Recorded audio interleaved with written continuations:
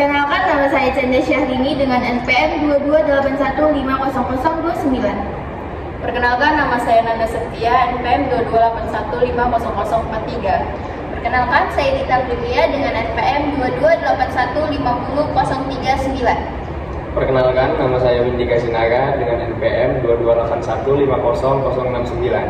Perkenalkan, nama saya Nilai Langga dengan NPM 228150007. Perkenalkan, nama saya Leonardo Senurat, NPM 228150011.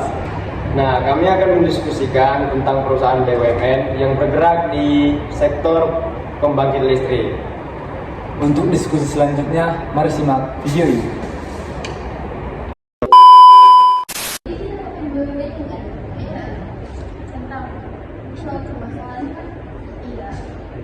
Lagi pada ngapain nih?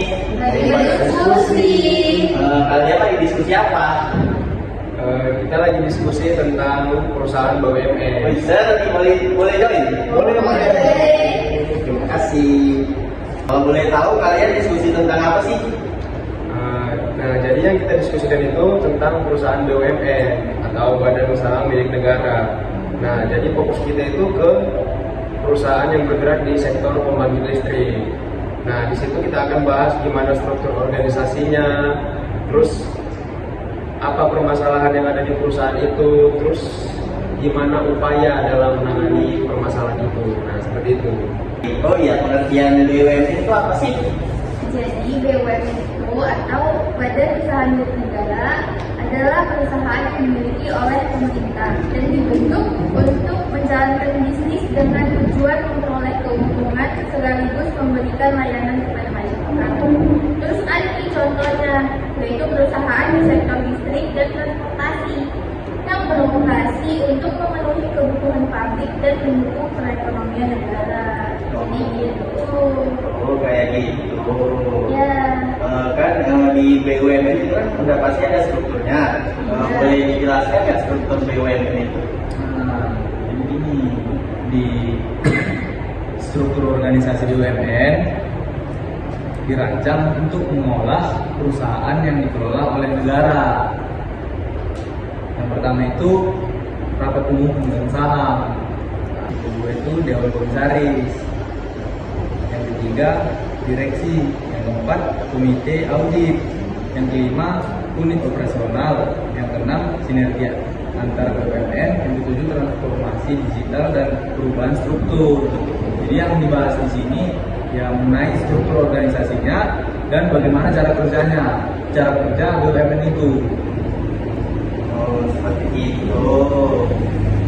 Saya mau ngasih sandaran sedikit di dalam struktur tadi kan ada unit operasional, dan unit operasional itu ada divisi apa aja sih?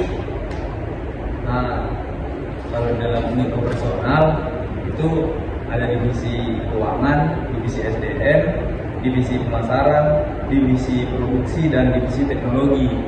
Jadi di dalam tiap-tiap divisi ini udah ada terstruktur semua apa kerjaannya, apa kegiatannya, sudah diatur di situ semua. Kan sudah kalian jelaskan ini kan. Terus ada nggak sih permasalahan yang kalian hadapi di BUMN ini? Kalau jelas pastinya ada dong. Nah, kita tuh bermasalah contohnya itu di PT PLN Zero. Nah, jadi PT PLN itu adalah perusahaan milik negara yang asetnya itu merupakan aset negara. Dan aset PLN per 30 Juni tahun 2022 itu mencapai 1,639 triliun dan menempatannya di posisi ketiga sebagai perusahaan dengan aset terbesar.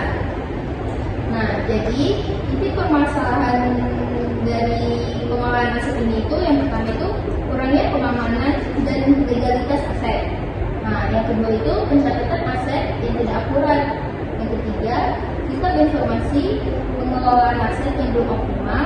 Yang keempat, idle aset atau aset yang tidak dimanfaatkan. Terus yang terakhir itu okupansi oleh pihak lain.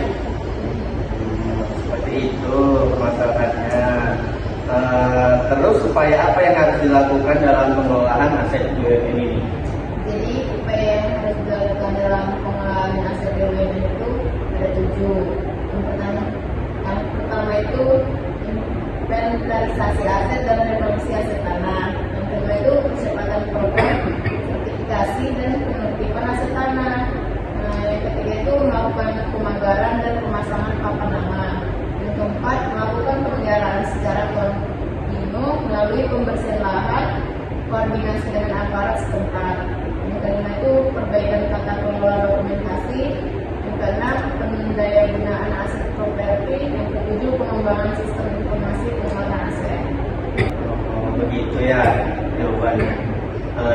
kesimpulan yang bisa kalian ambil dari masalah BUMN ini apa? Nah, untuk kesimpulannya itu, permasalahan yang dihadapi dalam pengelolaan aset BUMN, khususnya di PT PLN Persero, terjadi karena belum dilaksanakannya pengelolaan manajemen aset secara efektif, di mana dampaknya dirasakan saat ini, yakni pada saat pengelolaan aset terkait legalitas dan pengamanan aset.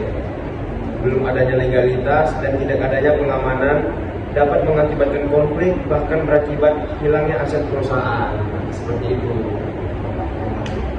Seperti itu permasalahan yang kalian hadapi, mungkin saya dapat mengerti.